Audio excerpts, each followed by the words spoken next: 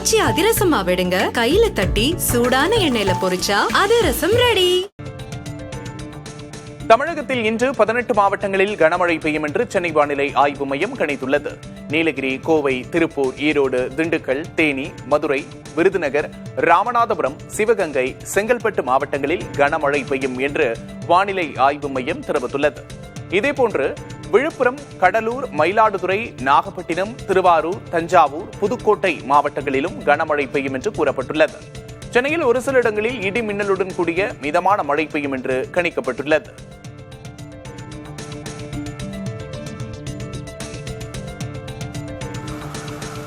தமிழகத்தின் பல்வேறு மாவட்டங்களில் வரும் 23 மற்றும் 24ஆம் தேதிகளில் மிக கனமழை பெய்யும் என்று கணிக்கப்பட்டுள்ளது. 23ஆம் தேதி திருவள்ளூர், சென்னை, செங்கல்பட்டு, காஞ்சிபுரம், ராணிப்பேட்டை, வேலூர் மாவட்டங்களில் கன முதல் மிக கனமழை பெய்யும் என்று கணிக்கப்பட்டுள்ளது.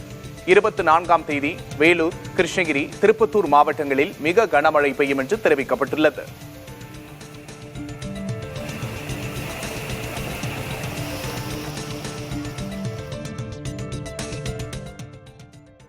அரபிக்கடலில் நிலவும் ஆழ்ந்த காற்றழுத்த தாழ்வு பகுதி வலுப்பெற்று காற்றழுத்த தாழ்வு மண்டலமாகவும் பின்னர் புயலாகவும் மாற வாய்ப்பிருப்பதாக வானிலை ஆய்வு மைய தென்மண்டல தலைவர் அமுதா தெரிவித்துள்ளார்.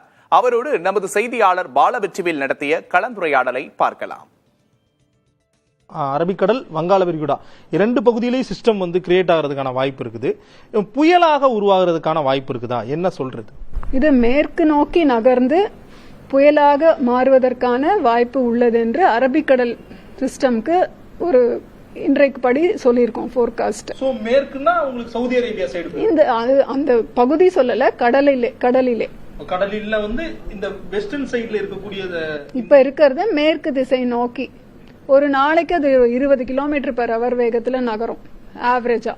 அதனால ஒரு அடுத்த 24 மணி நேரத்துல அது மண்டலமாக மாறுவதற்கான வாய்ப்பு இருக்கு, புயலாக மாறுவதற்கும் வாய்ப்பு இருக்கிறது. இங்க வங்கக்கடல் பகுதின்னு எடுத்துக்கிட்டீங்கன்னா அது வளிமண்டல கீழடுக்கு சுழற்சியாக தான் இருக்கிறது. தெற்கு அந்தமான் கடல் பகுதி மற்றும் மத்திய கிழக்கு மற்றும் அதனை ஒட்டிய மத்திய மேற்கு வங்கக்கடல் பகுதிகளிலே அந்த காற்றழுத்த சுழற்சி இருக்கு. அது இந்த மேகக்கூட்ட அமைப்பெல்லாம் பாத்தீங்கன்னா அது ஒரு காற்றழுத்த தாழ்வு பகுதியாக மாறுவதற்கான சாத்தியக்கூறுகள் மிக அதிகம். அதனால ஒரு 21ஆம் தேதி வாக்கிலே லோ பிரஷர் ஏரியாவாக மாறுவதற்கு வாய்ப்பு உள்ளது. அதற்கு பின்னால் மேற்கு வடமேற்கு திசையை நோக்கி அது நகர்ந்து காற்றழுத்த தாழ்வு மண்டலமாக வலுப்பெறும் வாய்ப்பு அதிகம். ஆச்சி அதிரசமா விடுங்க, கையில தட்டி சூடான எண்ணெயில பொரிச்சா அதிரசம் ரெடி.